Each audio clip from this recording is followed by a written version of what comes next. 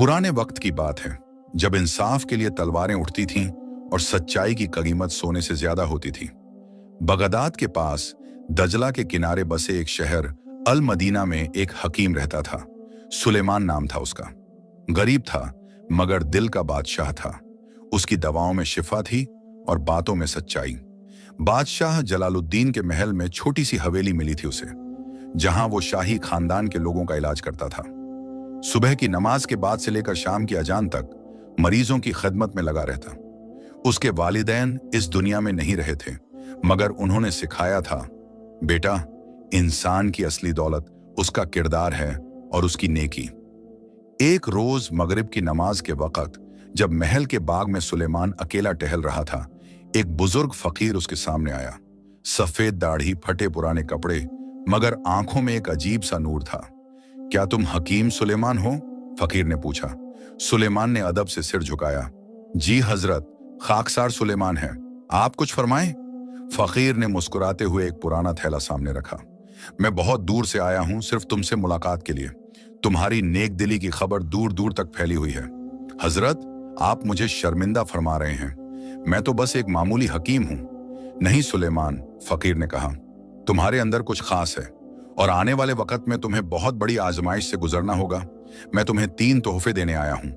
फकीर ने थैले से 3 चीजें निकाली। पहली चीज एक खूबसूरत आईना था जिसकी चौखट पर अजीब से निशान बने हुए थे। दूसरी चीज एक पुरानी अंगूठी थी जिस पर हरे रंग का पत्थर जड़ा था। और तीसरी चीज एक छोटा सा खंजर था जिसकी मूठ पर सुनहरे अक्षर लिखे थे। ये आईना, फकीर ने समझाया, कोई मामूली आईना नहीं है। ये दिलों के इरादे दिखाता है। जब कोई इसमें अपना अक्स देखता है तो उसके दिल में छुपी नीयत जाहिर हो जाती है। फिर उसने अंगूठी की तरफ इशारा किया। ये अंगूठी झूठ को पकड़ती है। जब कोई तुम्हारे सामने झूठ बोलेगा, ये पत्थर काला पड़ जाएगा। और आखिर में खंजर उठाते हुए बोला, और ये खंजर सिर्फ जालिम को जख्मी कर सकता है। किसी मासूम या नेक इंसान पर इसका कोई असर नहीं होगा। सुलेमान हैरान था। मगर हजरत, मैं इतनी कीमती चीजें कैसे कबूल कर सकता हूं और मुझे इनकी क्या जरूरत? फकीर ने उसके कंधे पर हाथ रखा। बेटा, जल्द ही समझ जाओगे। महल में एक साजिश पक रही है। बादशाह के वजीर मोहम्मद तालिब के दिल में बदनीयती है।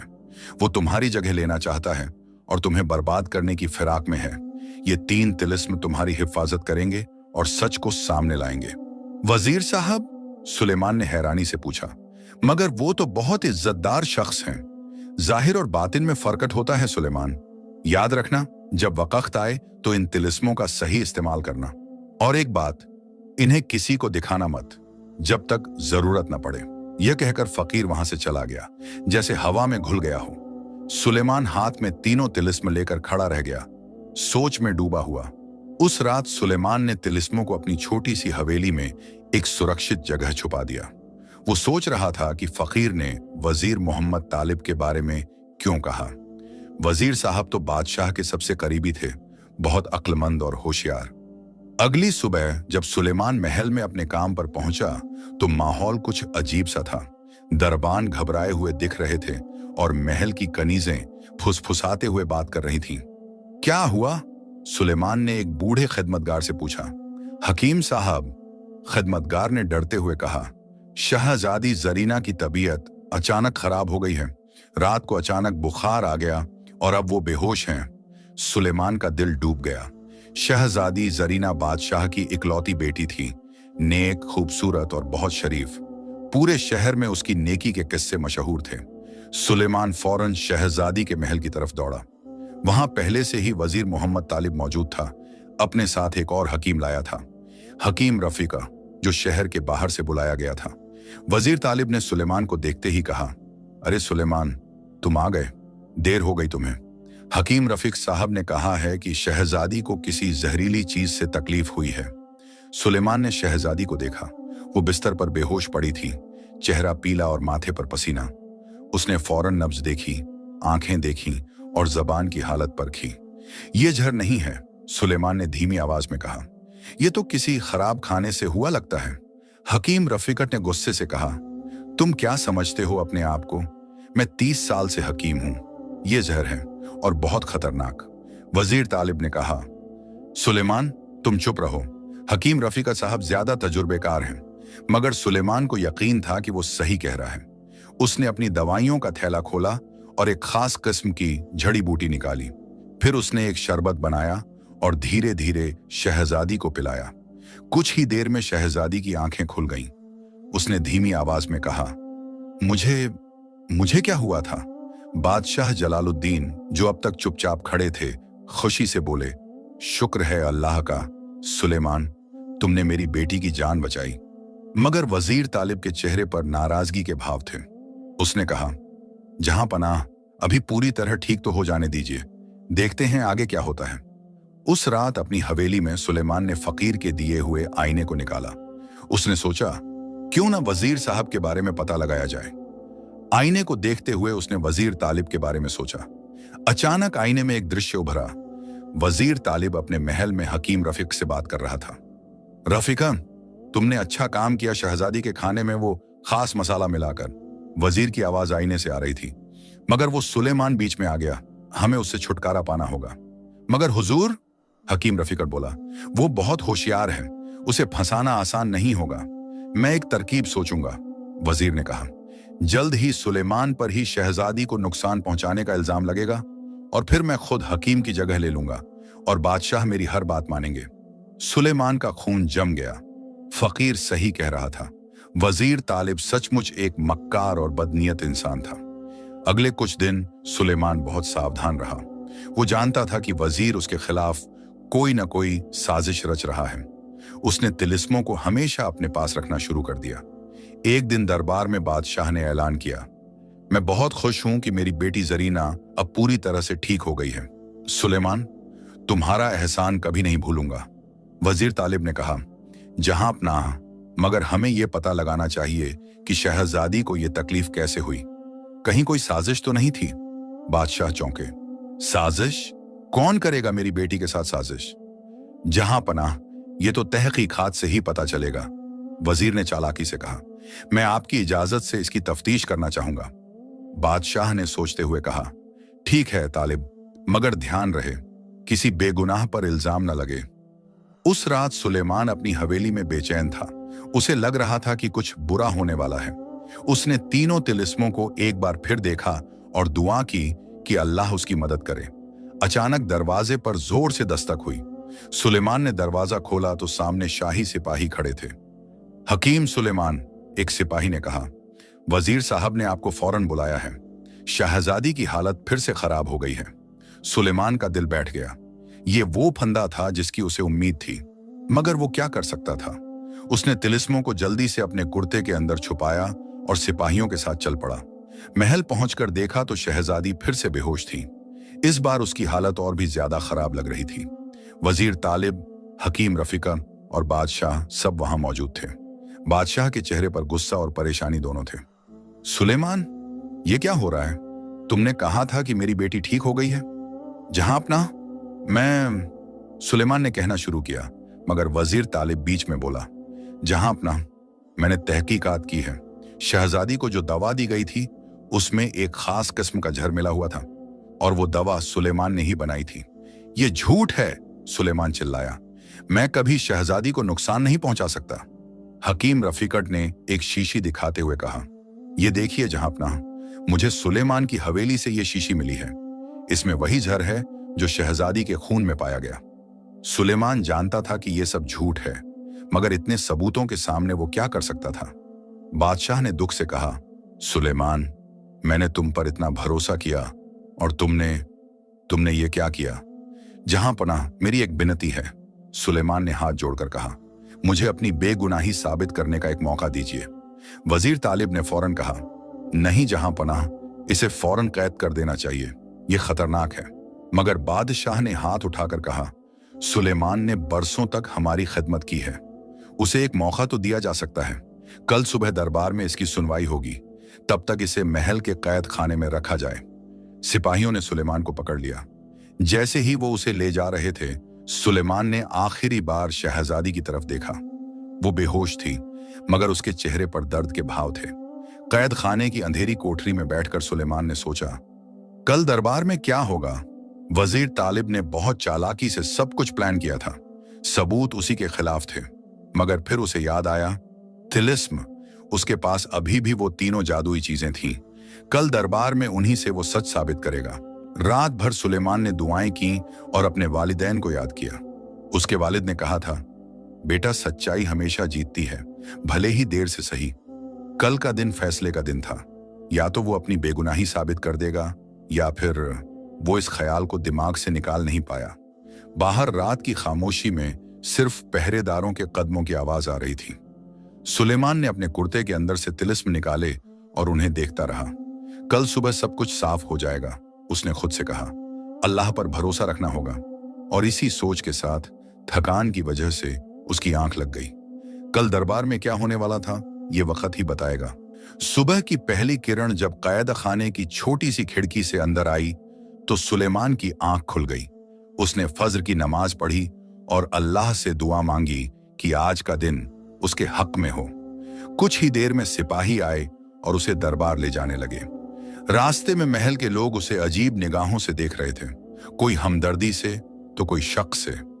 दरबार ए खास में पहले से ही बहुत भीड़ जमा थी। बादशाह जलालुद्दीन अपने तख्त पर बैठे थे, चेहरे पर गंभीरता और दुख के भाव। उनके दाहिने तरफ वजीर मोहम्मद तालिब खड़ा था, चेहरे पर एक मक्कार मुस्कान।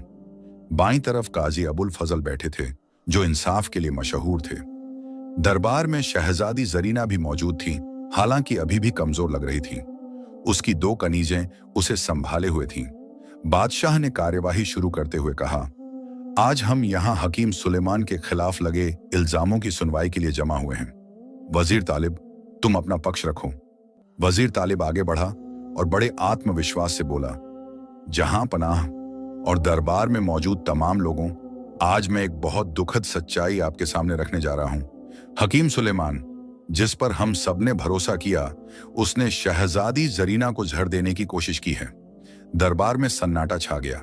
वजीर ने आगे कहा, पहले तो शहजादी अचानक बीमार पड़ी। सुलेमान ने उन्हें दवा दी और कहा कि वो ठीक हो गई हैं, मगर कुछ ही दिनों में फिर से उनकी तबीयत खराब हो गई और इस बार और भी बुरी हालत में। उसने हकीम रफीकड़ को इशारा किया। हकीम रफीक साहब, आप बताइए कि आपको क्या मिला। रफीक ने आगे बढ़कर कहा, जहां पनाह, मैंने शहजादी के खून का मुआयना किया। उसमें एक खास किस्म का जहर मिला, संख्या का सत्त, जो धीरे धीरे इंसान को कमजोर करता है और आखिर में मौत का सबब बनता है। और सबसे बड़ी बात, वजीर ने वो शीशी दिखाई। ये शीशी सुलेमान की हवेली से बरामद हुई है। इसमें वही जहर है। सुलेमान चुप खड़ा था, मगर उसके दिल में तूफान मचा हुआ था। वो जानता था कि ये सब झूठ और साजिश है। बादशाह ने सुलेमान की तरफ देखा। सुलेमान, तुम्हें अपनी सफाई में कुछ कहना है? सुलेमान ने गहरी सांस ली और आगे बढ़ा। जहां अपना, मैं कसम खाकर कहता हूं कि मैंने शहजादी को कोई जहर नहीं दिया। मैं उन्हें अपनी बहन की तरह मानता हूं। मैं कभी उन्हें तकलीफ नहीं पहुंचा सकता। मगर सबूत तुम्हारे खिलाफ हैं, काजी अबुल फजल ने कहा। तुम्हारे पास से जहर की शीशी मिली है। यह झूठ है, सुलेमान ने जोर से कहा। वो शीशी किसी ने मेरी हवेली में रखी होगी। मैं कभी ऐसा जहर इस्तेमाल नहीं करता। तुम्हारे पास कोई सबूत है अपनी बात का? बादशाह ने पूछा। सुलेमान ने एक पल सोचा। अब वक्त आ गया था तिलिस्मों का इस्तेमाल करने का। उसने अपने कुर्ते से वो जादुई अंगूठी निकाली। जहां पनाह, सुलेमान ने कहा, मेरे पास ये अंगूठी है जो झूठ को पकड़ती है। अगर आप इजाजत दें तो मैं इसे इस्तेमाल करके सच साबित कर सकता हूं। वजीर तालिब ने फौरन कहा, यह क्या बेवकूफी है? कोई अंगूठी झूठ कैसे पकड़ सकती है? जहां पनाह, ये तो सुलेमान वक्त जाया कर रहा है। मगर काजी अबुल फजल, जो इंसाफ के पक्के थे, बोले, नहीं वजीर साहब, इंसाफ में हर मुल्जिम को अपनी सफाई का पूरा मौका मिलना चाहिए। सुलेमान, तुम आगे बढ़ो।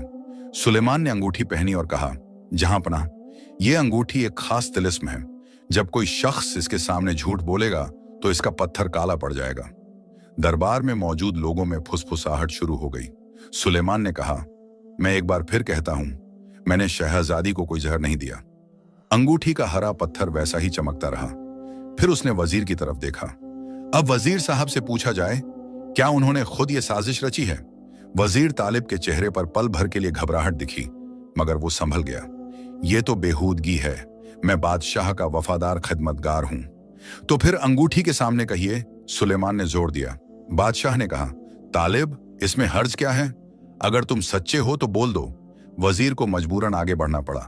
उसने कहा, मैंने कोई साजिश नहीं रची। उसी पल अंगूठी का हरा पत्थर एकदम काला पड़ गया। दरबार में हड़कंप मच गया। लोग एक दूसरे से बात करने लगे। ये कैसे हो सकता है? वजीर चिल्लाया। ये कोई जादू टोना है, इसे मानना नहीं चाहिए। मगर काजी अबुल फजल ने कहा, जहां अपना, हमने अपनी आंखों से देखा। जब सुलेमान ने कहा तो अंगूठी वैसी ही रही, मगर वजीर के झूठ बोलते ही काली पड़ गई। बादशाह के चेहरे पर परेशानी के भाव थे। तालिब, ये क्या मामला है? वजीर तालिब ने घबराते हुए कहा, जहां पनाह, ये सब जादू है। सुलेमान ने कोई करामात दिखाई है, इस पर यकीन नहीं करना चाहिए। तभी सुलेमान ने कहा, अगर ये जादू है तो हकीम रफीक से भी पूछा जाए। क्या उन्होंने वजीर साहब के कहने पर शहजादी के खाने में कुछ मिलाया था? रफीका का चेहरा पीला पड़ गया। मैंने नहीं, अंगूठी के सामने बोलो, सुलेमान ने कहा। रफीका ने डरते हुए कहा, मैंने कुछ नहीं किया। अंगूठी फिर से काली पड़ गई। इस बार तो पूरा दरबार सन्नाटे में आ गया। बादशाह खड़े हो गए। उनके चेहरे पर गुस्सा था।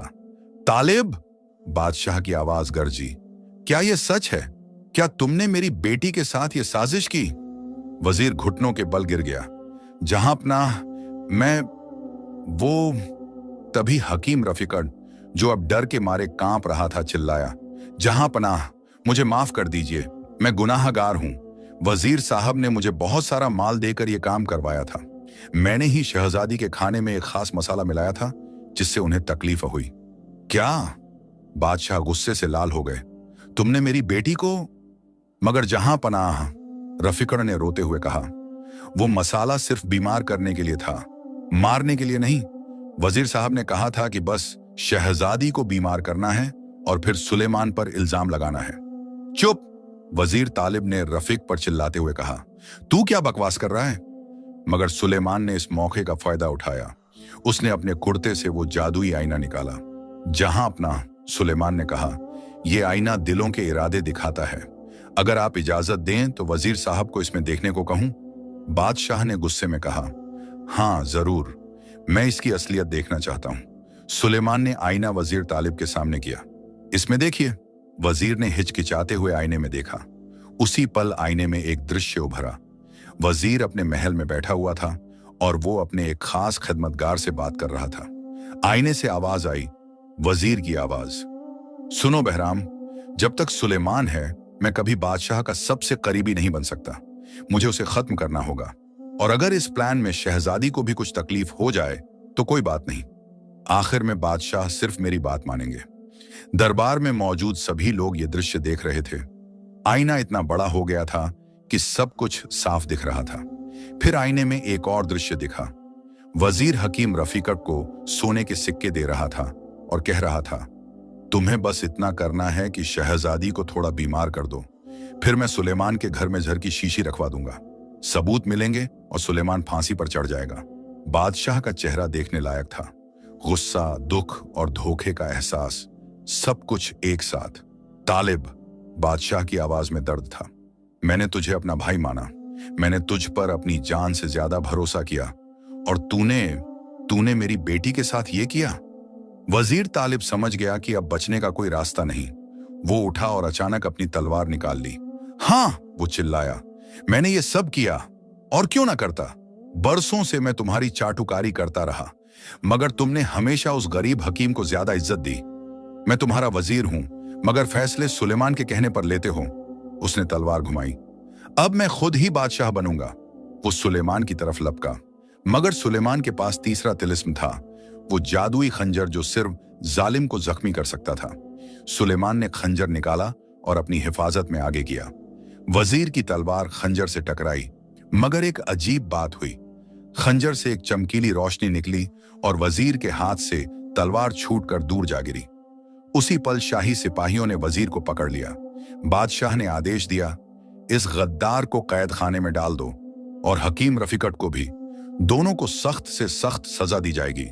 सिपाही दोनों को घसीट कर ले गए। वजीर तालिब आखिरी बार सुलेमान की तरफ देखकर चिल्लाया, तूने मुझे बर्बाद कर दिया सुलेमान, मगर यह जंग अभी खत्म नहीं हुई। जब दरबार में फिर से शांति हुई तो बादशाह सुलेमान के पास आए। उनकी आंखों में आंसू थे। सुलेमान, बादशाह ने कहा, मुझे माफ कर दो, मैंने तुम पर शक किया। तुम तो मेरी बेटी के जान बचाने वाले हो और मैंने तुम्हें कैद खाने में डाल दिया। सुलेमान ने अदब से झुककर कहा, जहां अपना आपने अपनी रियाया की खातिर इंसाफ की कोशिश की, इसमें माफी की कोई बात नहीं। शहजादी जरीना, जो अब तक चुपचाप सब देख रही थी, आगे आई। हकीम सुलेमान, आपने मेरी जान बचाई, मैं आपका एहसान कभी नहीं भूलूंगी। सुलेमान ने कहा, शहजादी, ये तो मेरा फर्ज था, और ये तिलिस्म, अगर ये ना होते तो शायद मैं अपनी बेगुनाही साबित नहीं कर पाता। काजी अबुल फजल ने पूछा, सुलेमान, ये तिलिस्म तुम्हें कहां से मिले? सुलेमान ने उस फकीर के बारे में बताया, कैसे उसने उसे 3 तिलिस्म दिए थे और आने वाली मुसीबत की पहले से खबर दे दी थी। बादशाह ने हैरानी से कहा, यह तो अल्लाह की करामात है, उस फकीर ने तुम्हारी जान बचाई। फिर बादशाह ने ऐलान किया, आज से सुलेमान सिर्फ हकीम नहीं रहेगा, मैं उसे अपना नया वजीर बनाता हूं और साथ ही शाही खजाने से 10,000 अशरफियां इनाम में देता हूं। पूरे दरबार में तालियां गूंज उठीं। लोग सुलेमान को मुबारकबाद देने लगे, मगर सुलेमान के दिल में अभी भी बेचैनी थी। वजीर तालिब के आखिरी शब्द उसके कानों में गूंज रहे थे, ये जंग अभी खत्म नहीं हुई। क्या वजीर ने कोई और साजिश रची थी? क्या अभी भी कोई खतरा बाकी था? वो रात जब सुलेमान अपनी हवेली में वापस आया तो उसने तिलिस्मों को संभाल कर रखा। उसने फकीर को धन्यवाद देते हुए दुआ की। अचानक उसी फकीर की आवाज कमरे में गूंजी, सुलेमान, तुमने पहली आजमाइश में कामयाबी पाई, मगर असली इम्तिहान अभी बाकी है। सुलेमान ने चारों तरफ देखा, मगर कोई नजर नहीं आया। अगली बार तुम्हें सिर्फ अपनी जान नहीं बल्कि पूरे शहर को बचाना होगा। आवाज फिर गूंजी, तालिब ने अपने साथी छोड़े हैं जो अब भी महल में हैं, वो बदला लेने की फिराक में हैं। कौन है वो लोग? सुलेमान ने पूछा, मगर जवाब नहीं आया, सिर्फ हवा में एक फुसफुसाहट। सावधान रहना सुलेमान, तुम्हारी असली परीक्षा अभी शुरू हुई है। सुलेमान समझ गया कि यह सफर अभी खत्म नहीं हुआ। वजीर तालिब को तो पकड़ लिया गया था, मगर उसके साथी अभी भी खतरनाक थे। अगले दिन दरबार में सुलेमान को औपचारिक रूप से वजीर बनाया गया। बादशाह ने खुद उसे वजीर का खिलत पहनाया और कहा, सुलेमान, अब तुम मेरे सबसे करीबी मुशीर हो। तुम्हारी अक्ल और ईमानदारी पर मुझे पूरा भरोसा है। शहजादी जरीना ने भी सुलेमान को मुबारकबाद दी। वजीर साहब, उसने शर्माते हुए कहा, आपने मेरी जान बचाई, मैं हमेशा आपकी एहसानमंद रहूंगी। सुलेमान ने देखा कि शहजादी के चेहरे पर एक खास चमक थी। शायद नहीं, वो ये सोच भी नहीं सकता था। दरबार के बाद जब सुलेमान अपने नए दफ्तर में बैठा तो एक पुराना खिदमतगार आया। उसका नाम था नसीरुद्दीन, जो बरसों से महल में काम करता था। वजीर साहब, नसीरुद्दीन ने धीमी आवाज में कहा, मुझे आपसे कुछ जरूरी बात करनी है। बोलो नसीरुद्दीन, सुलेमान ने कहा। साहब, तालिब के कुछ वफादार अभी भी महल में हैं। मैंने सुना है कि वो लोग आपसे बदला लेने की योजना बना रहे हैं। सुलेमान की आंखें गंभीर हो गईं। तुम्हें किसका शक है?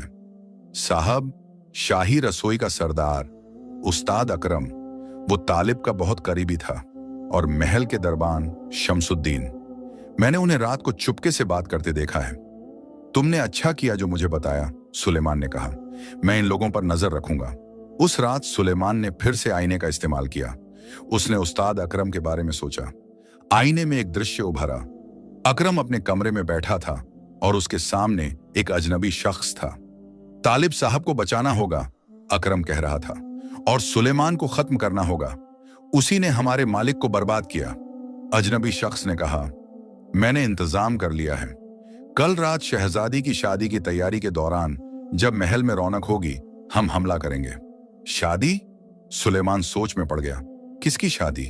अगले दिन उसे पता चला, बादशाह ने ऐलान किया था कि शहजादी जरीना की शादी तय हो गई है, और दूल्हा कोई और नहीं, खुद सुलेमान है।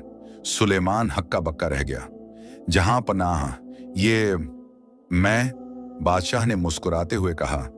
सुलेमान, तुमने मेरी बेटी की जान बचाई, और जरीना ने खुद यह फैसला किया है, वो तुमसे शादी करना चाहती है। शहजादी जरीना शर्माते हुए बोली, अगर आपको मंजूर हो तो। सुलेमान के पास इनकार करने की कोई वजह नहीं थी। शहजादी नेक, खूबसूरत और समझदार थी, और सच कहें तो सुलेमान के दिल में भी उसके लिए इज्जत और मोहब्बत थी। जहां पनाह, सुलेमान ने झुककर कहा, यह मेरे लिए बहुत बड़ी इज्जत की बात है। शादी की तैयारियां शुरू हो गईं, मगर सुलेमान के दिमाग में वो साजिश घूम रही थी जो उसने आईने में देखी थी। उसने फैसला किया, शादी से पहले उसे इस साजिश को नाकाम करना होगा। शादी की तैयारियां जोरों पर थीं। पूरा अल मदीना शहर जश्न में डूबा हुआ था। महल को फूलों और रंगीन लालटेनों से सजाया गया था। बाजारों में मिठाइयां बांटी जा रही थीं। गरीबों को खाना और कपड़े दिए जा रहे थे। मगर सुलेमान के दिल में बेचैनी थी।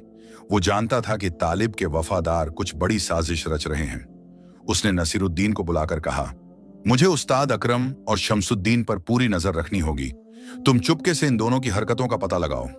नसीरुद्दीन ने कहा, जैसा आप फरमाएं वजीर साहब, मगर सावधान रहिएगा, ये लोग बहुत खतरनाक हैं। शादी से एक रात पहले सुलेमान अपने कमरे में अकेला बैठा तिलिस्मों को देख रहा था। तभी फिर से उस फकीर की आवाज गूंजी, सुलेमान, वक्त करीब आ रहा है। कल रात का हमला सिर्फ शुरुआत है, असली खतरा उसके बाद आएगा। क्या मतलब? सुलेमान ने पूछा। तालिब ने एक खतरनाक गिरोह से हाथ मिलाया है, डाकुओं का सरदार जहांगीर, जो पहाड़ों में रहता है। उसने जहांगीर को बहुत सारा माल देकर शहर पर हमला करने को कहा है। अगर तुम शादी की रात की साजिश को नाकाम कर भी दिए तो अगले दिन जहांगीर और उसके 300 डाकू शहर पर चढ़ाई करेंगे। सुलेमान का दिल बैठ गया। 300 डाकू? हमारे पास इतनी फौज नहीं है, इसीलिए तुम्हें तिलिस्मों का सही इस्तेमाल करना होगा। फकीर की आवाज आई, और याद रखना, तीनों तिलिस्म एक साथ इस्तेमाल करने से एक बहुत बड़ी ताकत निकलती है, मगर वो ताकत सिर्फ एक बार इस्तेमाल हो सकती है। एक बार? फिर क्या होगा? फिर तिलिस्म हमेशा के लिए बेजान हो जाएंगे, तो सोच समझकर इस्तेमाल करना। आवाज फिर गायब हो गई। अगली सुबह शादी की रस्में शुरू हुई। सुलेमान को दूल्हे के कपड़े पहनाए गए, शानदार शेरवानी, पगड़ी पर कलगी और तलवार। शहजादी जरीना को भी दुल्हन का लिबास पहनाया गया, लाल रंग का जोड़ा, सोने के जेवरात और चेहरे पर महीन दुपट्टा। दोपहर में निकाह की रस्म हुई। काजी अबुल फजल ने निकाह पढ़ाया। बादशाह ने अपनी बेटी का हाथ सुलेमान के हाथ में दिया और कहा, बेटा, अब तुम मेरे परिवार का हिस्सा हो। मेरी बेटी को हमेशा खुश रखना। सुलेमान ने वादा किया, जहां पनाह, मैं अपनी जान से ज्यादा शहजादी की हिफाजत करूंगा। शहजादी जरीना ने भी शर्माते हुए कहा, और मैं हमेशा आपका साथ दूंगी। शाम को बड़ी दावत का इंतजाम था। पूरे शहर के रईस और अमीर लोग बुलाए गए थे। महल के बड़े हॉल में मेजें सजाई गई थीं। उस्ताद अकरम और उसकी टीम ने शानदार खाना तैयार किया था, बिरयानी, कबाब, कोरमा और तरह तरह की मिठाइयां। सुलेमान ने गौर से देखा कि अकरम बार बार एक खास बर्तन की तरफ जा रहा था। वो बर्तन शहजादी और सुलेमान के लिए खास शरबत का था। सुलेमान ने चुपके से अपनी जादुई अंगूठी पहन ली। जब अकरम ने आकर कहा, वजीर साहब, ये खास शरबत आपके और शहजादी के लिए है, बिल्कुल पाक और साफ, तो अंगूठी का पत्थर एकदम काला पड़ गया। सुलेमान समझ गया, शरबत में जहर मिला हुआ है। उसने शांति से कहा, शुक्रिया अकरम, मगर पहले तुम खुद इसे छक कर दिखाओ। अकरम का चेहरा पीला पड़ गया। मगर वजीर साहब, ये तो क्या हुआ? सुलेमान ने सख्ती से कहा, अगर शरबत साफ है तो छकने में क्या हर्ज है? अकरम ने घबराकर पीछे हटने की कोशिश की, मगर सुलेमान ने सिपाहियों को इशारा कर दिया, इसे पकड़ लो। सिपाहियों ने अकरम को पकड़ लिया। लोग हैरान होकर देख रहे थे। शादी की दावत में ये क्या हो रहा है? बादशाह ने पूछा, सुलेमान, ये क्या माजरा है? सुलेमान ने शरबत का बर्तन उठाया और कहा, जहां पनाह, इसमें जहर मिला हुआ है। अकरम ने मुझे और शहजादी को मारने की साजिश रची थी। ये झूठ है, अकरम चिल्लाया। मैंने कुछ नहीं किया। सुलेमान ने अपनी अंगूठी दिखाई। फिर ये अंगूठी तुम्हारे झूठ बोलते ही काली क्यों पड़ गई? लोगों में फुसफुसाहट शुरू हो गई। बादशाह ने गुस्से से कहा, अकरम, सच बताओ, वरना बहुत बुरा होगा। अकरम ने हार मान ली। जहां अपना, मुझे माफ कर दीजिए। तालिब साहब मेरे मोहसिन थे। उन्होंने मेरी बहुत मदद की थी। जब उन्हें कैद किया गया तो मैंने बदला लेने की कसम खाई। तुम अकेले नहीं हो, सुलेमान ने कहा। और कौन कौन तुम्हारे साथ हैं? अकरम चुप रहा। तभी बाहर से चीखें सुनाई दी। महल के दरवाजे पर हंगामा हो रहा था। नसीरुद्दीन दौड़ता हुआ आया। वजीर साहब, शमसुद्दीन ने कुछ बाहरी लोगों को महल में घुसा दिया है। वो हथियारों से लैस हैं। सुलेमान ने फौरन एक्शन लिया। सभी औरतों और बच्चों को अंदर के कमरों में ले जाओ। सिपाहियों को तैयार रहने को कहो। शहजादी जरीना ने डरते हुए कहा। सुलेमान, सावधान रहिएगा। सुलेमान ने उसका हाथ थामा। घबराओ मत, मैं सबको महफूज रखूंगा। बादशाह ने तलवार उठाई। मैं भी लड़ूंगा। मगर सुलेमान ने कहा, नहीं जहांपनाह, आप यहीं रहें, मैं संभाल लूंगा। सुलेमान बाहर दौड़ा तो देखा कि करीब 20-25 मसलहा आदमी महल के अंदर घुस आए थे। उनके हाथों में तलवारें, भाले और खंजर थे। और उनका नेता था एक लंबा खूंखार चेहरे वाला आदमी, जिसे सब फरहाद बहादुर बुला रहे थे। फरहाद ने सुलेमान को देखते ही ललकारा, तो तुम हो वो हकीम जिसने तालिब साहब को बर्बाद किया? आज मैं तुम्हारा खून पीऊंगा। सुलेमान ने अपना खंजर, वो जादुई खंजर मैक निकाला। तुम लोग अभी भी वापस जा सकते हो, ये जंग तुम्हारी नहीं है। बस बातें ही करते रहोगे? फरहाद हंसा। हमला करो। 20 आदमी सुलेमान की तरफ लपके। महल के सिपाही भी आ गए थे, मगर हमलावरों की तादाद ज्यादा थी और वो बेहतर तरीके से लड़ रहे थे। सुलेमान ने अपने खंजर से एक हमलावर की तलवार रोकी। खंजर से फिर वहीं चमकीली रोशनी निकली और हमलावर की तलवार टूटकर गिर गई। जब दूसरा हमलावर उस पर वार करने आया तो खंजर ने उसे भी दूर उछाल दिया। मगर हमलावर बहुत थे। सुलेमान अकेले इतने लोगों से नहीं लड़ सकता था। तभी सुलेमान को याद आया, आईना, वो दिलों के इरादे दिखाता है। अगर वो आईने को हमलावरों के सामने करे तो शायद उनके दिलों में डर पैदा हो जाए। उसने जल्दी से आईना निकाला और हमलावरों के सामने किया। देखो इसमें, अपनी असलियत देखो। जब हमलावरों ने आईने में देखा तो उन्हें अपने अंदर की बुराई नजर आई। कोई अपने किए हुए कत्ल देख रहा था तो कोई अपनी लूटपाट। कोई अपनी बेगुनाह बीवी बच्चों को तड़पते देख रहा था जिन्हें उसने छोड़ दिया था। कई हमलावर घुटनों के बल गिर गए, रोने लगे। नहीं, ये सब मैंने क्या किया? मैं कितना बुरा इंसान हूं। मगर फरहाद बहादुर और उसके कुछ साथी बहुत सख्त दिल थे। उन्होंने अपनी बुराई देखकर भी परवाह नहीं की। तुम्हारी जादूगरी से हम नहीं डरते, फरहाद चिल्लाया और सीधे सुलेमान पर हमला किया। तलवारों की खनखनाहट, चीखें और शोर, पूरा महल युद्ध के मैदान में बदल गया था। सुलेमान ने अपने खंजर से फरहाद की तलवार रोकी। दोनों में जबरदस्त जंग हुई। फरहाद बहुत ताकतवर और तजुर्बेकार लड़ाका था। सुलेमान को बचाव में ही लगे रहना पड़ रहा था। तभी फरहाद का एक साथी पीछे से सुलेमान पर वार करने आया। सुलेमान ने वक्त पर मुड़कर उसे रोका, मगर इसी बीच फरहाद की तलवार उसके बाजू को छू गई। खून बहने लगा। सुलेमान! शहजादी जरीना, जो दूर से देख रही थी, चीखी। सुलेमान लड़खड़ाया, मगर फिर संभल गया। उसने तीनों तिलिस्मों को एक साथ पकड़ा, आईना, अंगूठी और खंजर।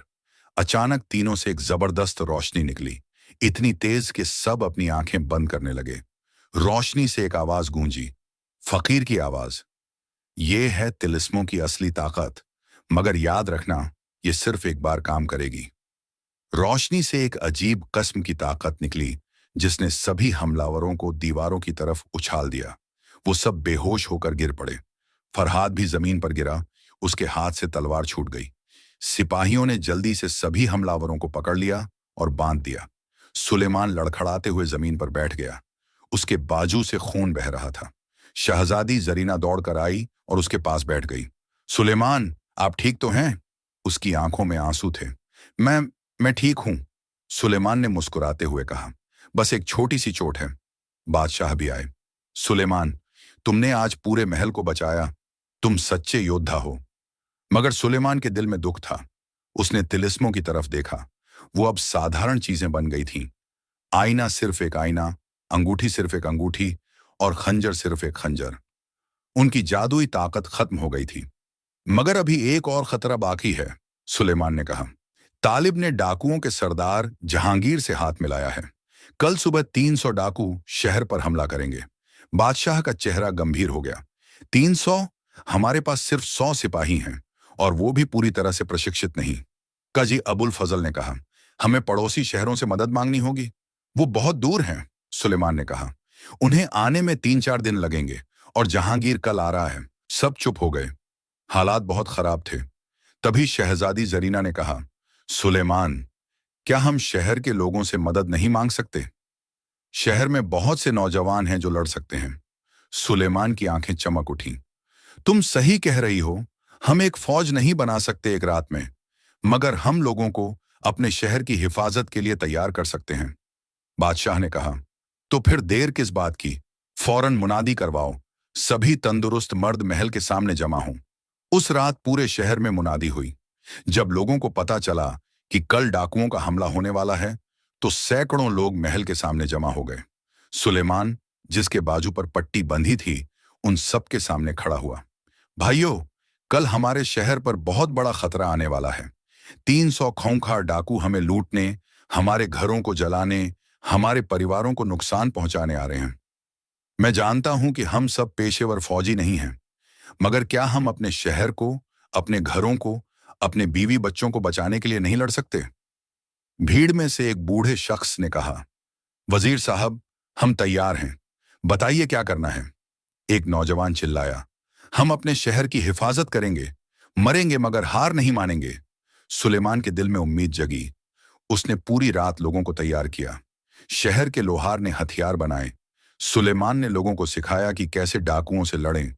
शहर की गलियों में घात लगाना, छतों से तीर चलाना, जाल बिछाना। शहजादी जरीना और दूसरी औरतों ने खाना और दवाइयां तैयार की। बच्चों को सुरक्षित जगहों पर भेजा गया। सुबह होने से पहले सुलेमान अकेला महल की छत पर खड़ा था। उसने तिलिस्मों को देखा जो अब बेजान पड़े थे। फकीर साहब, उसने आसमान की तरफ देखकर कहा, आपने मुझे ये तिलिस्म दिए और मैंने उन्हें इस्तेमाल कर लिया। अब मेरे पास सिर्फ अपना हौसला और इन लोगों का साथ है। मुझे उम्मीद है कि यह काफी होगा। हवा में फकीर की आवाज गूंजी, सुलेमान, असली ताकत तिलिस्मों में नहीं थी। असली ताकत तुम्हारे अंदर है। तुम्हारी हिम्मत, तुम्हारी अक्ल और तुम्हारा नेक दिल। बस अपने ऊपर यकीन रखो। सूरज निकलने लगा। दूर पहाड़ों की तरफ से धूल का एक बादल उठता दिखा। वो आ रहे थे, जहांगीर और उसके 300 डाकू। सुलेमान ने गहरी सांस ली। असली जंग अब शुरू होने वाली थी। शहजादी जरीना ने उसके पास आकर उसका हाथ पकड़ा। मैं आपके साथ हूं। सुलेमान ने मुस्कुराते हुए कहा, हम जीतेंगे, हमें जीतना ही होगा। और फिर उसने नीचे जाकर अपनी फौज को, शहर के आम लोगों को आखिरी बार संबोधित किया। भाइयों, वो आ रहे हैं, मगर याद रखो, हम अपनी जमीन पर लड़ रहे हैं। हम अपने परिवारों के लिए लड़ रहे हैं। और कोई भी ताकत उस इंसान को नहीं हरा सकती जो अपनों की हिफाजत के लिए लड़ता है। अल्लाहू अकबर, सब चिल्लाए। जहांगीर और उसके डाकू शहर की तरफ बढ़ रहे थे। सुलेमान ने अपनी तलवार खींची। जंग का वक्त आ गया था। सूरज पूरी तरह निकल आया था। अल मदीना शहर की दीवारों पर सुलेमान अपने साथियों के साथ खड़ा था। दूर से डाकुओं की फौज आती दिख रही थी। घोड़ों पर सवार, हथियारों से लैस 300 खूंखार लुटेरे। उनके आगे आगे एक विशालकाय आदमी था, जहांगीर, जिसकी बदनामी दूर दूर तक फैली हुई थी। काले कपड़े, लंबी दाढ़ी और हाथ में एक भारी गदा। उसके चेहरे पर दागों के निशान थे जो उसे और भी डरावना बनाते थे। सुलेमान ने अपने साथियों की तरफ देखा। कुछ घबराए हुए थे, कुछ के हाथ कांप रहे थे, मगर सबकी आंखों में एक चीज साफ दिख रही थी, अपने शहर को बचाने का इरादा। याद रखो, सुलेमान ने कहा, हमें खुले मैदान में नहीं लड़ना। हम शहर की गलियों का फायदा उठाएंगे। जैसे ही वो अंदर आई, हम उन्हें अलग अलग हिस्सों में बांट देंगे। नसीरुद्दीन ने कहा, वजीर साहब, गेट पर हमने कांटों वाली बाड़ लगा दी है और गलियों में जाल बिछा दिए हैं। जहांगीर की फौज शहर के गेट के सामने रुकी। जहांगीर ने जोर से आवाज लगाई, अल मदीना के लोगों, मैं जहांगीर हूं। अगर तुम बिना लड़े अपना खजाना और माल असबाब हमें दे दो, तो हम तुम्हारी जान बख्श देंगे। वरना, उसने अपनी गदा घुमाई, वरना यह शहर राख का ढेर बन जाएगा। बादशाह जलालुद्दीन भी दीवार पर आ गए थे। उन्होंने जोर से कहा, जहांगीर, तू भले ही बदमाश है, मगर क्या तुझमें इतनी भी शराफत नहीं कि बेगुनाह लोगों को तकलीफ न दे? तालिब ने तुझे जो भी दिया है, हम उसे दुगना देने को तैयार हैं। बस वापस चला जा। जहांगीर हंसा, एक भयानक, दिल दहला देने वाली हंसी। तालिब साहब ने मुझे सिर्फ माल नहीं दिया, उन्होंने मुझे वादा किया है कि यह शहर मेरा होगा और मैं अपना वादा पूरा करूंगा। उसने अपनी फौज को इशारा किया, हमला करो। डाकू चीखते हुए शहर की दीवारों की तरफ दौड़े। उनमें से कुछ तीरंदाज थे जिन्होंने तीर चलाने शुरू कर दिए। सुलेमान के लोग भी जवाबी तीर चला रहे थे। गेट बंद रखो, सुलेमान ने चिल्लाकर कहा। उन्हें अंदर घुसने में वक्त लगने दो। मगर जहांगीर के पास एक बड़ा लट्ठा था जिसे 10-12 आदमी उठाकर लाए थे। उन्होंने उसे गेट पर मारना शुरू किया। धम्म धम्म धम्म। गेट हिलने लगा। जल्दी, सुलेमान ने अपने लोगों से कहा, गेट के पीछे और रुकावटें लगाओ। लोगों ने भारी बक्से, पत्थर और लकड़ी के लट्ठे गेट के पीछे रखे, मगर जहांगीर के लोग बहुत ताकतवर थे। आखिरकार एक जोरदार धक्के के साथ गेट टूट गया। अंदर चलो, जहांगीर चिल्लाया।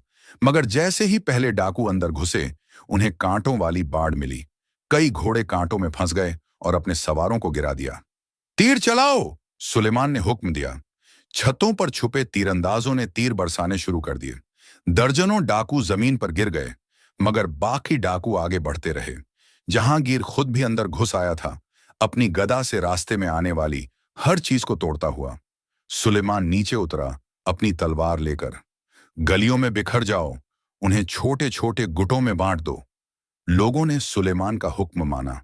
शहर की संकरी गलियों में डाकुओं को अलग अलग कर दिया गया। अब बड़ी तादाद का फायदा डाकुओं को नहीं मिल रहा था।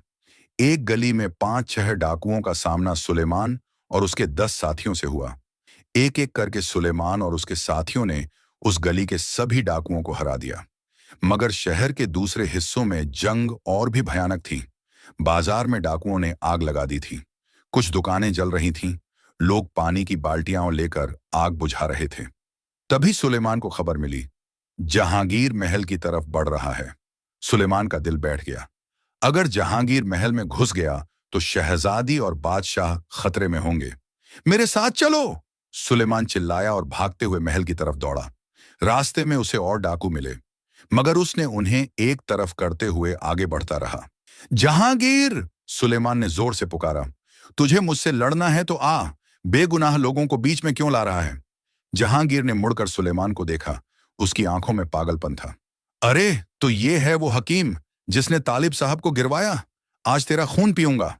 उसने अपनी भारी गदा उठाई और सुलेमान की तरफ लपका। सुलेमान ने तलवार से गदा को रोकने की कोशिश की, मगर गदा इतनी भारी थी कि धक्के से वो पीछे जा गिरा। जहांगीर हंसा। क्या हुआ हकीम? अब तेरे जादुई तिलिस्म कहाँ हैं? सुना है तूने उन सब का इस्तेमाल कल रात कर लिया। सुलेमान समझ गया, किसी ने जहांगीर को बता दिया था कि तिलिस्म अब बेकार हो गए हैं। शायद महल का कोई गद्दार। उसने उठने की कोशिश की, मगर जहांगीर ने फिर से गदा घुमाई। इस बार सुलेमान ने लुढ़क कर बचाव किया। गदा जमीन पर ऐसे टकराई कि पत्थर के टुकड़े उड़ गए। सुलेमान! शहजादी जरीना की आवाज आई। वो महल की खिड़की से देख रही थी। सुलेमान ने उसकी तरफ देखा। उसकी आंखों में डर था, मगर सुलेमान ने उसे हिम्मत बंधाने के लिए मुस्कुराने की कोशिश की। मैं ठीक हूं, उसने चिल्लाकर कहा। तू जीत नहीं सकता हकीम, जहांगीर ने कहा। मैंने सैकड़ों लोगों को मारा है। तू सिर्फ एक दवा बनाने वाला है। मगर मैं अपने लोगों की हिफाजत के लिए लड़ रहा हूं, सुलेमान ने जवाब दिया। और यह ताकत तुम्हारी खूनी दीवानगी से कहीं ज्यादा है। तभी सुलेमान को एक मौका दिखा। जहांगीर ने जरा सा संतुलन खोया। सुलेमान ने फौरन हमला किया और अपनी तलवार से जहांगीर के हाथ पर वार किया। तलवार जहांगीर के हाथ से गिर गई। उसका हाथ जख्मी हो गया और खून बहने लगा। नहीं, जहांगीर चिल्लाया। सुलेमान ने अपनी तलवार जहांगीर के गले पर रख दी। जंग खत्म हुई। जहांगीर, अपने लोगों को वापस बुलाओ। जहांगीर के चेहरे पर हार का एहसास था। उसने कभी नहीं सोचा था कि एक हकीम उसे हरा देगा। ठीक है, उसने दांत पीसते हुए कहा। तुम जीत गए। उसने अपने डाकुओं को आवाज लगाई, पीछे हटो, जंग खत्म। डाकू, जो पूरे शहर में फैले हुए थे, धीरे धीरे पीछे हटने लगे। बहुत से मारे जा चुके थे, बहुत से जख्मी थे। शहर के लोगों ने खुशी से नारे लगाए, सुलेमान जिंदाबाद, अल मदीना जिंदाबाद। मगर सुलेमान की खुशी कुछ पल के लिए ही रही। तभी नसीरुद्दीन भागता हुआ आया। उसके चेहरे पर घबराहट थी। वजीर साहब, बड़ी मुसीबत है। तालिब कैद खाने से भाग गया है। क्या? सुलेमान और बादशाह दोनों एक साथ चिल्लाए। कैसे भाग गया? बादशाह ने पूछा। नसीरुद्दीन ने बताया, जब जंग चल रही थी तब किसी ने कैद खाने के पहरेदारों को मार दिया और तालिब को भगा दिया। शायद वही शख्स जिसने जहांगीर को तिलिस्मों के बारे में बताया। सुलेमान का दिल डूब गया। सबसे बड़ा खतरा अभी भी बाकी था। तालिब आजाद था और वो जरूर बदला लेने की फिराक में होगा। उसका कोई पता है? सुलेमान ने पूछा। कुछ लोगों ने उसे शहर के उत्तरी गेट से भागते देखा था। शायद वो पहाड़ों की तरफ गया है। बादशाह ने कहा, सिपाही भेजो, उसे पकड़ो। मगर सुलेमान ने कहा, नहीं जहां अपना, अभी शहर को संभालना ज्यादा जरूरी है। आग बुझानी है, जख्मियों का इलाज करना है, और ये जो डाकू पकड़े गए हैं उनकी देखभाल करनी है। मगर तालिब, बादशाह ने कहा। तालिब अकेला है, सुलेमान ने कहा। उसके सभी साथी या तो मारे गए हैं या पकड़े गए हैं। वो अब ज्यादा नुकसान नहीं कर सकता। मैं बाद में उसका पीछा करूंगा। शहजादी जरीना नीचे आई और सुलेमान के पास आकर उसके जख्म की जांच करने लगी। आप बहुत जख्मी हैं, पहले इलाज करवाइए। सुलेमान ने उसका हाथ पकड़ा। तुमने मेरी जान बचाई, मुझे नहीं पता था कि तुम इतनी अच्छी तीरंदाज हो। जरीना शर्माई। वालिद ने मुझे सिखाया था। उन्होंने कहा था कि एक शहजादी को सिर्फ नाजुक नहीं बल्कि बहादुर भी होना चाहिए। अगले कुछ घंटे शहर को संभालने में गुजरे। आग बुझाई गई, जख्मियों दोनों तरफ के का इलाज किया गया, मरने वालों को दफनाया गया। शहर के लोगों ने बहुत हिम्मत दिखाई थी। हालांकि 20-25 लोग शहीद हो गए थे और कई घायल थे, मगर शहर बच गया था। शाम को दरबार में एक छोटी सी महफिल हुई। बादशाह ने सुलेमान और सभी बहादुर लोगों को इनाम दिए। सुलेमान, बादशाह ने कहा, तुमने आज साबित कर दिया कि असली ताकत जादू में नहीं बल्कि हिम्मत और अक्ल में है। तुम एक सच्चे नायक हो। जहांगीर को भी दरबार में लाया गया, बेड़ियों में जकड़ा हुआ। बादशाह ने कहा, जहांगीर, तूने बहुत गुनाह किए हैं, मगर मैं तुझे एक मौका देता हूं। अगर तू सच्चे दिल से तौबा करे और हमारे शहर की हिफाजत में मदद करे तो मैं तुझे माफ कर दूंगा। जहांगीर ने सुलेमान की तरफ देखा। सुलेमान की आंखों में कोई नफरत नहीं थी, सिर्फ उम्मीद। क्यों? जहांगीर ने पूछा। मैं तुम्हारा दुश्मन था, मैंने तुम्हें मारने की कोशिश की, फिर तुम मुझे क्यों माफ कर रहे हो? सुलेमान ने कहा, क्योंकि हर इंसान में नेकी की एक चिंगारी होती है। तुमने गलत रास्ता चुना, मगर अभी भी वक्त है सही रास्ते पर आने का। जहांगीर की आंखों में आंसू आ गए। इतने बरसों में किसी ने उसके साथ इतनी रहमदिली नहीं की थी। मैं तौबा करता हूं, उसने कहा। मैं अपनी बाकी जिंदगी इन गुनाहों का कफ्फारा देने में गुजारूंगा। दरबार में मौजूद लोगों ने ताली बजाई, मगर सुलेमान के दिल में अभी भी बेचैनी थी। तालिब अभी भी आजाद था, और जब तक वो पकड़ा नहीं जाता, खतरा पूरी तरह से खत्म नहीं हुआ था। रात को जब सुलेमान अपने कमरे में अकेला था, उसने फिर से उन बेजान तिलिस्मों को देखा। फकीर साहब, उसने कहा, तिलिस्म तो खत्म हो गए, मगर मेरी आजमाइश अभी भी पूरी नहीं हुई। तालिब अभी भी बाहर है, आप कहाँ हैं? तभी कमरे में ठंडी हवा का झोंका आया। फकीर की आवाज गूंजी, सुलेमान, तुम्हारी आखिरी परीक्षा बाकी है। तालिब तुम्हारे पास खुद आएगा और तब तुम्हें फैसला करना होगा, बदला लेना है या माफ करना है।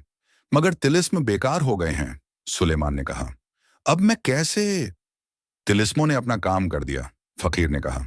अब असली इम्तिहान तुम्हारे दिल का है। याद रखना, जो माफी दे सकता है वो सबसे बड़ा इंसान है। आवाज फिर खत्म हो गई। सुलेमान सोच में डूब गया।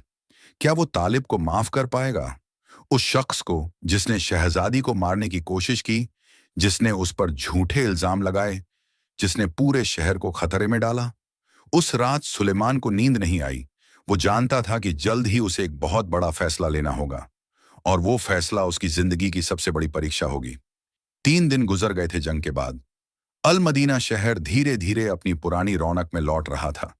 जली हुई दुकानें दोबारा बन रही थीं, जख्मी लोग ठीक हो रहे थे, और जिंदगी फिर से पटरी पर आ रही थी। सुलेमान हर रोज शहर का चक्कर लगाता और लोगों की मदद करता। उसके बाजू का जख्म भी अब भर रहा था।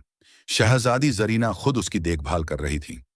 एक शाम जब सुलेमान और जरीना महल के बाग में टहल रहे थे, जरीना ने पूछा, आप परेशान दिख रहे हैं, क्या बात है?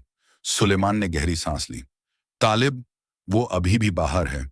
मुझे लगता है कि वो फिर से कुछ करने की फिराक में है। आप उससे डरते हैं? जरीना ने पूछा।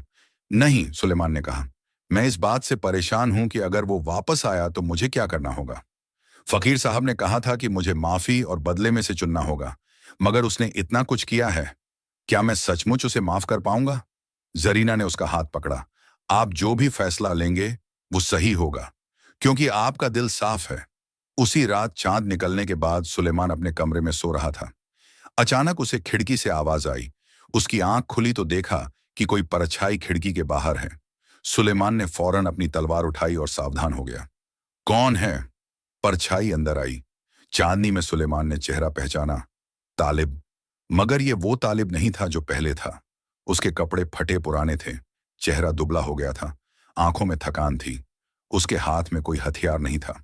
सुलेमान, तालिब ने धीमी आवाज में कहा। मैं तुमसे बात करने आया हूं। सुलेमान ने तलवार उठाए रखी। तुम्हारी बहुत हिम्मत है यहां वापस आने की। क्यों आए हो? तालिब ने जमीन की तरफ देखा। मैं भाग नहीं सकता। 3 दिन से पहाड़ों में भटक रहा हूं। भूख, प्यास, अकेलापन और हर पल मुझे अपने किए हुए गुनाहों की याद आती रही। उसने अपने घुटने टेक दिए। सुलेमान, मुझे माफ कर दो। मैं बहुत बड़ा गुनाहगार हूं। मैंने हसद में आकर बहुत गलत काम किए। सुलेमान हैरान रह गया। तालिब, वही घमंडी, मक्कार तालिब, उसके सामने घुटनों पर था, माफी मांग रहा था। ये कोई चाल तो नहीं? सुलेमान ने शक से पूछा। नहीं, तालिब ने सिर हिलाया। आंसू उसकी आंखों से बह रहे थे। कोई चाल नहीं। मैं थक गया हूं सुलेमान। थक गया हूं नफरत से, हसद से, बदले से। तुमने मुझे हराया, मगर फिर भी तुमने जहांगीर को माफ कर दिया। मैंने वो दृश्य दूर से देखा था और तब मुझे एहसास हुआ, असली ताकत माफी में है, बदले में नहीं। सुलेमान ने तलवार नीचे कर दी। उसे फकीर की बातें याद आईं। जो माफी दे सकता है वो सबसे बड़ा इंसान है। तालिब, सुलेमान ने कहा, तुमने मुझे मारने की कोशिश की, शहजादी को झड़ दिया, पूरे शहर को खतरे में डाला। इतना सब कुछ करने के बाद अब माफी मांग रहे हो? मैं जानता हूं, तालिब ने कहा।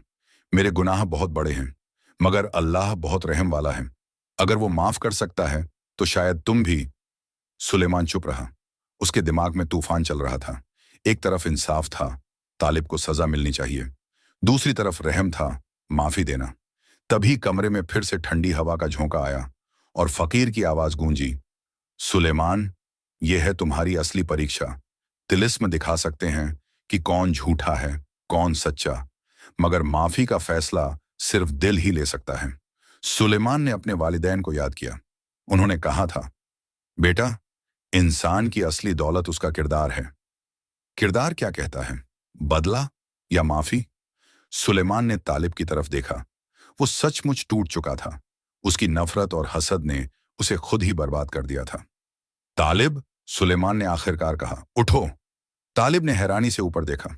मैं तुम्हें माफ करता हूं, सुलेमान ने कहा, मगर एक शर्त पर। कोई भी शर्त? तालिब ने कहा। मैं कुछ भी करने को तैयार हूं। तुम्हें अपनी बाकी जिंदगी लोगों की खिदमत में गुजारनी होगी, सुलेमान ने कहा। तुम्हें गरीबों की मदद करनी होगी, बीमारों का इलाज करना होगा और कभी फिर से किसी को नुकसान नहीं पहुंचाना होगा। तालिब के चेहरे पर राहत के भाव आए। मैं वादा करता हूं, अपनी बाकी जिंदगी में अपने गुनाहों का कफ्फारा दूंगा। तभी कमरे के दरवाजे पर दस्तक हुई। बादशाह जलालुद्दीन, शहजादी जरीना और कुछ सिपाही अंदर आए। उन्हें किसी ने खबर दे दी थी कि तालिब महल में है। बादशाह ने तालिब को देखा, फिर सुलेमान को। क्या हो रहा है यहां? सुलेमान ने कहा। जहां अपना तालिब माफी मांगने आया है और मैंने उसे माफ कर दिया है। क्या? बादशाह चौंके। सुलेमान, इस शख्स ने मेरी बेटी को मारने की कोशिश की। इसने तुम्हारे साथ धोखा किया और तुम इसे माफ कर रहे हो। शहजादी जरीना भी हैरान थी, मगर उसकी आंखों में सुलेमान के लिए इज्जत और बढ़ गई। सुलेमान ने कहा, जहां अपना एक बुजुर्ग फकीर ने मुझे सिखाया कि असली ताकत माफी में है। अगर हम हर गलती करने वाले को सजा दें और माफ न करें तो नफरत कभी खत्म नहीं होगी। तालिब ने अपने गुनाह कबूल किए हैं और तौबा की है। अब उसे एक नई जिंदगी का मौका मिलना चाहिए। बादशाह ने लंबी सांस ली, फिर तालिब की तरफ देखा। तालिब, तू मेरा सबसे करीबी दोस्त था। तूने मेरा भरोसा तोड़ा, मगर अगर सुलेमान, जिसे तूने सबसे ज्यादा नुकसान पहुंचाया, तुझे माफ कर सकता है तो मैं भी कर सकता हूं। मगर याद रख, अब तुझे हर पल साबित करना होगा कि तू बदल गया है। तालिब ने दोनों के पैर छुए। मैं वादा करता हूं, आप सबने मुझे जो मौका दिया है, मैं इसका सदुपयोग करूंगा। शहजादी जरीना सुलेमान के पास आई। आप सच्चे दिल के इंसान हैं, उसने धीमे से कहा। आज आपने साबित कर दिया कि नेकी सबसे बड़ी ताकत है। उस रात के बाद तालिब को महल के एक छोटे से कमरे में रखा गया। उसे आजादी तो मिल गई थी, मगर अब वो सुलेमान के साथ काम करता, गरीबों का इलाज करता, जरूरतमंदों की मदद करता। धीरे धीरे लोग तालिब में बदलाव देखने लगे। पहले तो किसी ने उस पर भरोसा नहीं किया, मगर जब लोगों ने देखा कि वो सच्चे दिल से उनकी मदद कर रहा है, तो उनका दिल भी पिघल गया। कुछ महीने गुजर गए। अल मदीना शहर में अमन और खुशहाली थी। सुलेमान एक नेक और समझदार वजीर साबित हुआ। उसकी और शहजादी जरीना की जोड़ी एक मिसाल बन गई। एक दिन जब सुलेमान अपने कमरे में बैठा था, फकीर फिर से प्रकट हुआ, इस बार सामने, असली रूप में। फकीर साहब, सुलेमान ने खड़े होकर अदब से कहा, आप आखिरकार आ गए। फकीर मुस्कुराया, सुलेमान, तुमने सभी परीक्षाएं पास कर ली। पहली परीक्षा में तुमने तिलिस्मों से सच को सामने लाया, दूसरी परीक्षा में तुमने बिना तिलिस्मों के शहर को बचाया, और तीसरी परीक्षा, सबसे कठिन, में तुमने माफी का रास्ता चुना। मगर फकीर साहब, सुलेमान ने कहा, तिलिस्म तो खत्म हो गए, क्या वो फिर से? फकीर ने हाथ उठाया, नहीं, तिलिस्म फिर कभी जादुई नहीं होंगे, मगर तुम्हें उनकी जरूरत भी नहीं है। उसने सुलेमान के सीने की तरफ इशारा किया। असली तिलिस्म यहां है, तुम्हारे दिल में, तुम्हारी अक्ल, तुम्हारी हिम्मत, और सबसे बड़ी बात, तुम्हारी माफी देने की ताकत। ये तीन चीजें किसी भी जादुई तिलिस्म से कहीं ज्यादा ताकतवर हैं। मगर आपने मुझे वो तिलिस्म क्यों दिए थे? सुलेमान ने पूछा। तुम्हें विश्वास दिलाने के लिए, फकीर ने समझाया। जब तक तुम्हारे पास तिलिस्म थे, तुमने उन पर भरोसा किया, मगर जब वो खत्म हो गए, तब तुमने अपने अंदर की ताकत को पहचाना। तिलिस्म बस एक जरिया थे, असली मकसद था तुम्हें अपनी असली ताकत से मिलवाना। सुलेमान समझ गया, तो ये सब एक सबकत था? हाँ, फकीर ने कहा, और तुमने बहुत अच्छे से सीखा।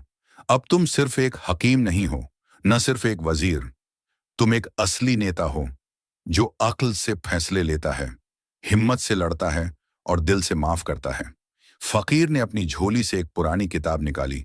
ये तुम्हारे लिए, इसमें बहुत सारे इल्म हैं, दवाइयों के, हिकमत के, और जिंदगी जीने के तरीकों के। इसे अच्छे से पढ़ना और इसकी तालीम दूसरों को भी देना। सुलेमान ने किताब ली। शुक्रिया फकीर साहब, आपने मुझे बहुत कुछ सिखाया। फकीर मुस्कुराया, अब मेरा काम यहां पूरा हुआ, मैं जाता हूं। आप कौन हैं सचमुच? सुलेमान ने पूछा, और आप कहां से आए थे? फकीर ने जवाब दिया, मैं एक मुसाफिर हूं जो नेक दिलों को तलाश करता है। जहां भी कोई सच्चा ईमानदार इंसान होता है जिसे परीक्षा की जरूरत होती है, मैं वहां पहुंच जाता हूं। और अब दूसरे शहर में किसी और को मेरी जरूरत है। यह कहकर फकीर हवा में ऐसे घुल गया जैसे कभी था ही नहीं। सुलेमान खिड़की के पास खड़ा होकर शहर को देख रहा था। सूरज डूब रहा था और शहर की गलियों में लोग अपने अपने कामों में लगे थे। सब खुश थे, सब महफूज थे। शहजादी जरीना आई और उसके बगल में खड़ी हो गई। क्या सोच रहे हैं? बस यही कि जिंदगी कितनी अजीब है, सुलेमान ने कहा। कुछ महीने पहले मैं बस एक छोटा सा हकीम था, और अब आप एक वजीर हैं, मेरे शौहर हैं, और पूरे शहर के हीरो हैं। जरीना ने मुस्कुराते हुए कहा। सुलेमान ने उसका हाथ पकड़ा। यह सब तुम्हारे बिना मुमकिन नहीं था। तुमने हर कदम पर मेरा साथ दिया, और हमेशा देती रहूंगी, जरीना ने कहा। कुछ दिन बाद महल के सामने के मैदान में एक बड़ी महफिल का आयोजन हुआ। सुलेमान ने ऐलान किया कि अब हर महीने एक दिन ऐसा होगा जब गरीबों को मुफ्त इलाज और खाना मिलेगा। तालिब भी वहां मौजूद था, सुलेमान के साथ काम करता हुआ। लोगों ने देखा कि जो इंसान कभी उनका दुश्मन था, वो अब उनकी खिदमत कर रहा है, और धीरे धीरे उन्होंने उसे भी माफ कर दिया। जहांगीर, जिसे माफी मिल चुकी थी, अब शहर के पहरेदारों का सरदार बन गया था। उसने अपनी ताकत का इस्तेमाल अब लोगों की हिफाजत के लिए करना शुरू कर दिया। महफिल में बादशाह ने भाषण दिया। आज मैं अल्लाह का शुक्र अदा करता हूं कि उसने हमें सुलेमान जैसा वजीर दिया। सुलेमान ने हमें सिखाया कि असली ताकत तलवार में नहीं, दिल में होती है। असली जीत दुश्मन को मारने में नहीं, बल्कि उसे दोस्त बनाने में है। लोगों ने तालियां बजाईं। सुलेमान जिंदाबाद, इंसाफ जिंदाबाद। सुलेमान ने मंच पर आकर कहा, मेरे प्यारे भाइयों और बहनों, जो कुछ भी हुआ उससे हमने बहुत कुछ सीखा। हमने सीखा कि सच हमेशा जीतता है। हमने सीखा कि हिम्मत से हर मुश्किल को पार किया जा सकता है। और सबसे बड़ी बात, हमने सीखा कि माफी देना बदला लेने से कहीं ज्यादा ताकतवर है। उसने उन 3 तिलिस्मों को ऊपर उठाया जो अब साधारण चीजें थीं। ये तिलिस्म अब जादुई नहीं रहे, मगर इनकी जरूरत भी नहीं, क्योंकि असली तिलिस्म हमारे अंदर है। हमारी अक्ल, हमारी हिम्मत और हमारी माफी की ताकत। उसने आईना दिखाया। ये आईना हमें सिखाता है कि हमेशा अपने दिल में झांको, अपनी नीयत साफ रखो। फिर अंगूठी दिखाई। ये अंगूठी हमें सिखाती है कि हमेशा सच बोलो, झूठ से कभी भलाई नहीं होती। और आखिर में खंजर दिखाया। और ये खंजर हमें सिखाता है कि अपनी ताकत का इस्तेमाल सिर्फ जुल्म के खिलाफ करो, कभी बेगुनाहों के खिलाफ नहीं। पूरी भीड़ ने खड़े होकर तालियां बजाईं। उस रात जब सब लोग चले गए, सुलेमान और जरीना महल की छत पर खड़े होकर तारे देख रहे थे। एक अजीब सफर था ये, सुलेमान ने कहा। एक फकीर आया, 3 तिलिस्म दिए और मेरी पूरी जिंदगी बदल गई। मगर तिलिस्मों ने नहीं बदला, जरीना ने कहा। आपने खुद को बदला। आपने अपने अंदर की ताकत को पहचाना। सुलेमान ने मुस्कुराते हुए कहा, तुम सही कह रही हो। फकीर साहब ने मुझे बस रास्ता दिखाया, चलना तो मुझे खुद ही था। दूर कहीं पहाड़ों पर वो फकीर बैठा मुस्कुरा रहा था। उसने आसमान की तरफ देखा और कहा, एक और नेक दिल को रास्ता मिल गया। अब अगले की तलाश शुरू करनी होगी। और वो उठकर चल पड़ा, अगले शहर की तरफ, अगले परीक्षार्थी की तलाश में। बरसों बाद सुलेमान अब भी अल मदीना का सबसे प्यारा वजीर था। उसकी और जरीना की 2 संतानें हुईं, एक बेटा और एक बेटी। दोनों को सुलेमान ने वही तालीम दी जो फकीर ने उसे दी थी, सच, हिम्मत और माफी की अहमियत। तालिब ने अपनी बाकी जिंदगी नेक कामों में गुजारी। उसने एक छोटा सा दवाखाना खोला जहां वो गरीबों का मुफ्त इलाज करता था। लोग उसे तौबा करने वाला हकीम के नाम से जानने लगे। जहांगीर शहर का सबसे वफादार पहरेदार बन गया। उसकी ताकत का इस्तेमाल अब लोगों की हिफाजत के लिए होता था। और वो 3 तिलिस्म, आईना, अंगूठी और खंजर, सुलेमान ने उन्हें महल के खास कमरे में रख दिया। हर साल एक बार पूरे शहर के लोग उन्हें देखने आते और सुलेमान की कहानी सुनते। वो कहानी जो सिखाती थी कि असली ताकत किसी जादू में नहीं, बल्कि इंसान के दिल में होती है। एक शाम जब सुलेमान बूढ़ा हो चुका था, उसका बेटा उसके पास आया। अब्बू, आपने कभी फकीर साहब को फिर नहीं देखा? सुलेमान ने मुस्कुराते हुए कहा, नहीं बेटा, कभी नहीं देखा, मगर उनकी सिखाई बातें हमेशा याद रहीं। और वो बातें मैं तुम्हें सिखा रहा हूं। आईना क्या सिखाता है? बेटे ने पूछा। अपने दिल में हमेशा झांको, अपनी नीयत साफ रखो, सुलेमान ने कहा। अंगूठी क्या सिखाती है? हमेशा सच बोलो, झूठ कभी नहीं फलता। और खंजर, अपनी ताकत का इस्तेमाल सिर्फ नेकी के लिए करो, बुराई के लिए कभी नहीं। बेटे ने सोचा, फिर पूछा, मगर अब्बू, सबसे बड़ा सबकत क्या था? सुलेमान ने अपने बेटे का हाथ पकड़ा। बेटा, सबसे बड़ा सबकत ये था, माफी देना बदले से कहीं ज्यादा ताकतवर है। जब तुम किसी को माफ करते हो तो तुम सिर्फ उसे नहीं, बल्कि अपने आप को भी नफरत के बोझ से आजाद करते हो। बेटे ने सिर हिलाया। मैं याद रखूंगा अब्बू। और इस तरह सुलेमान की कहानी पीढ़ी दर पीढ़ी चलती रही। तिलिस्मों की कहानी, एक हकीम की कहानी जो बादशाह का वजीर बन गया। मगर सबसे बढ़कर ये एक इंसान की कहानी थी जिसने सीखा कि असली ताकत दिल में होती है। आज भी अल मदीना में जब माँ बाप अपने बच्चों को कहानी सुनाते हैं तो वो सुलेमान और 3 जादुई तिलिस्मों की कहानी सुनाते हैं। और हर बच्चा सीखता है वो 3 सबक जो फकीर ने सुलेमान को सिखाए थे। क्योंकि कुछ सबक कभी पुराने नहीं होते, कुछ कहानियां कभी खत्म नहीं होती, और कुछ तिलिस्म हमेशा के लिए हमारे दिलों में जिंदा रहते हैं। समाप्त। असली तिलिस्म जादू में नहीं, दिल की नेकी में है।